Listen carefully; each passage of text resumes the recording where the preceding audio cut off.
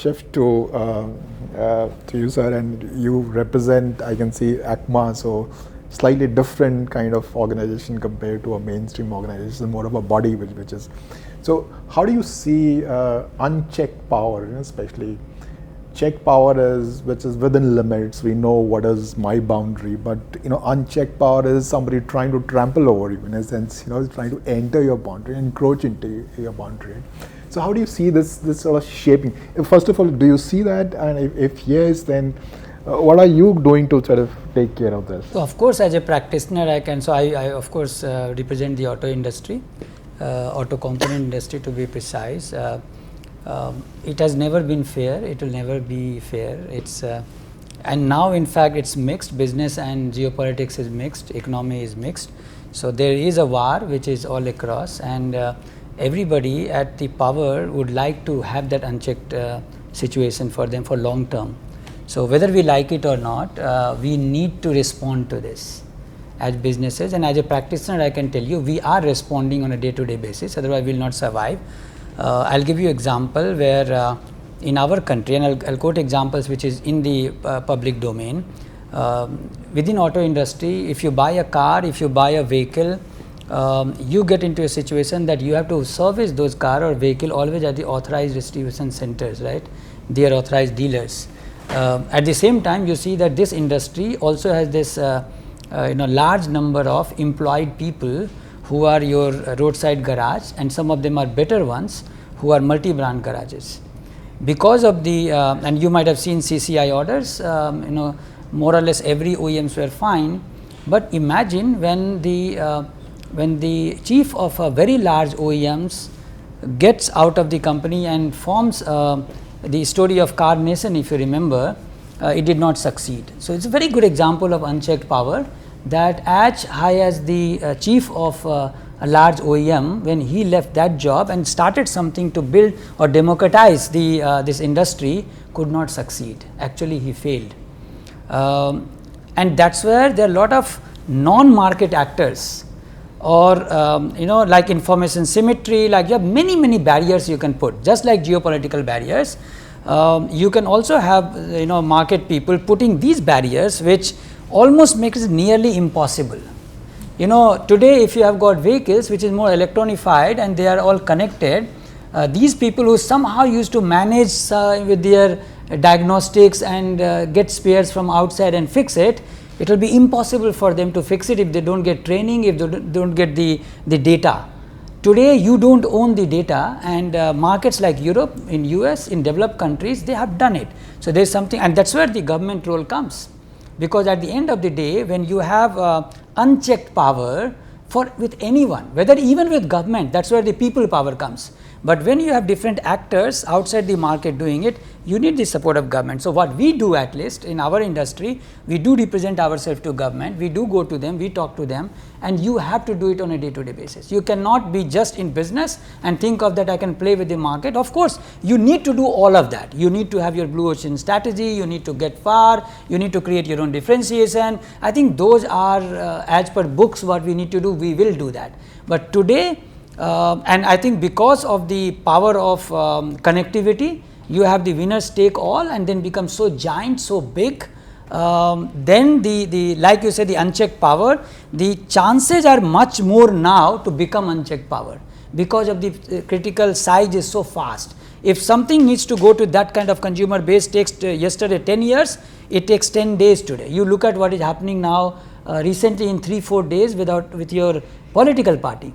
If you can gain millions of followers in just few hours with the Chief Justice of India speaking something and somebody just coming up, that means you have the possibility of getting a huge power even from the consumer side.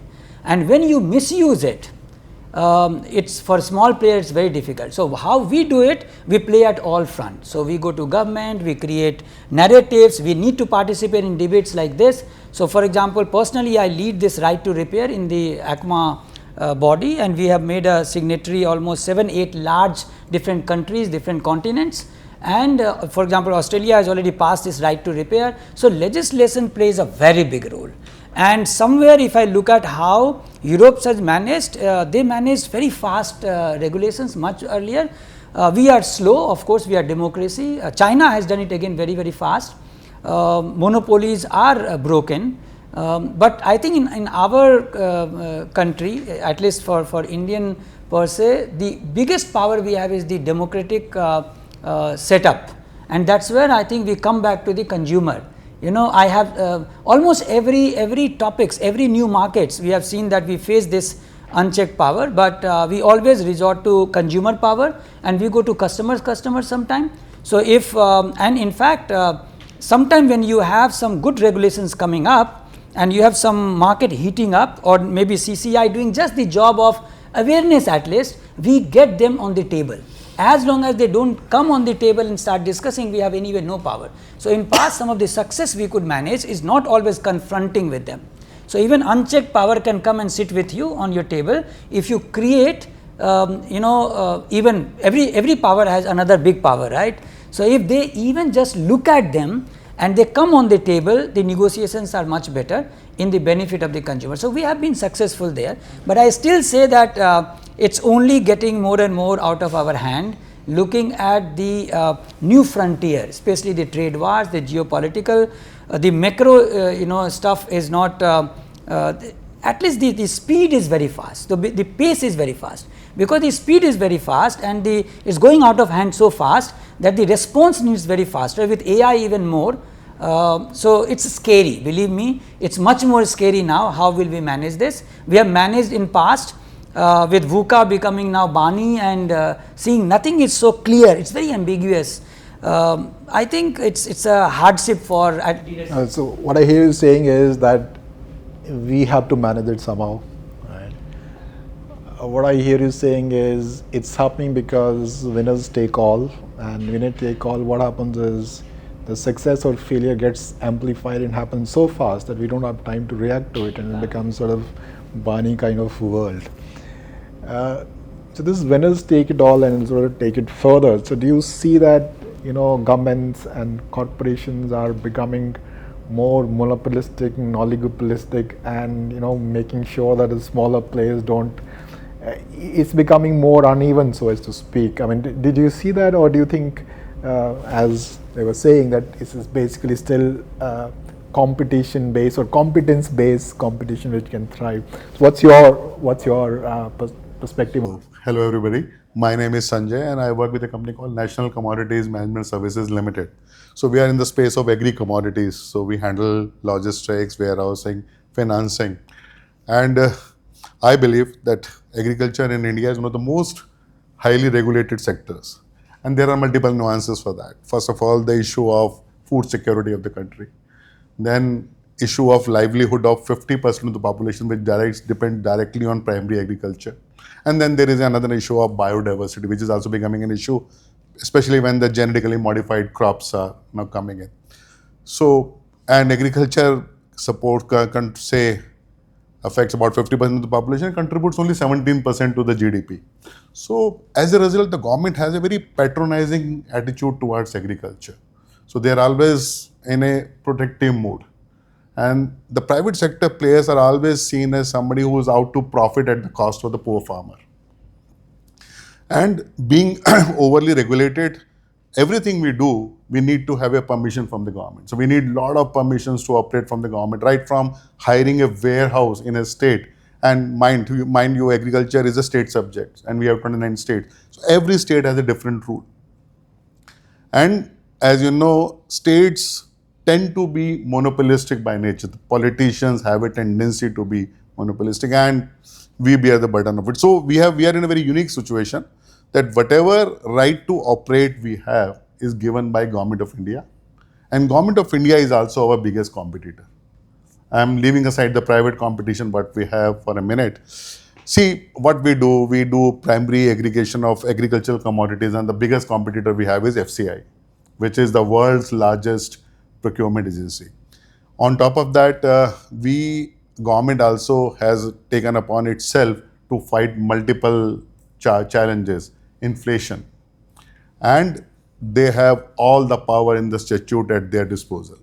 So they can control what you can stock, they can control what you cannot stock, they can control how much can you stock, They can control at what rate you have to sell. So the entire gamut of your degrees of freedom is controlled by the government. So we always face this unchecked power when we are working in this space, because the government of India is always keeping an eye on you, and they are also competing with you. Whatever we do, every state has a warehousing corporation. Essentially, what they do is what we do. So we have this, and they have the support of the state with them. We don't have. And how do we cope with it? So first of all, the easiest for us is we choose our play differently. So wherever the government plays, we don't operate there. We focus more on services. We understand what are the limitations with the government. So we try to avoid them as much as possible, because it's very difficult to compete with them. Very, very difficult to. So now, but what's been happening is, now suddenly Government of India has realized 5-6 years back that they want to privatize a lot of things. In fact, they was talked to privatize even the Food Corporation of India, CWC, the Central Warehousing Corporation, which is one of the largest warehousing companies in the world. So what the fear we always have is this state unchecked power may become private unchecked power tomorrow. And then, what will happen? It's happening. So where FCI is coming up with large storage solution, they want to privatize it. As of now, FCI owns large warehouses, but they want to privatize it. So they have called, we have also done, but we are seeing the kind of capital requirement this initiative has. They want to store about 12 million tons of grain in steel silos, which will be operated PPP kind of a model. And this requires huge capital, huge. We are talking about billions of dollars. So there are only a few players in India who can manage to cobble up that kind of a capital. So this will not as of now, we are dealing with the government. I believe after 4-5 years, we will be dealing with a very large private sector unchecked power. Yeah, so that's very interesting perspective. That you're saying that what she was saying earlier, that you can find your niche, you can find your competence, and deal with powerful people, but you see that in future it's going to become even more difficult to compete. Once yes. The government is still Government is the biggest competitor. slightly better than some of the private players might come in the. I can give you some examples. So it's very simple. We are doing procurement in an area, and the material has to be moved out. So you need rakes. So Government of India has the power to direct Ministry of Railways, do not allow any rakes to private players. And you're gone. Finished. Your season is gone. Because it's highly seasonal. So when the procurements happen, and if you miss out on that, gone.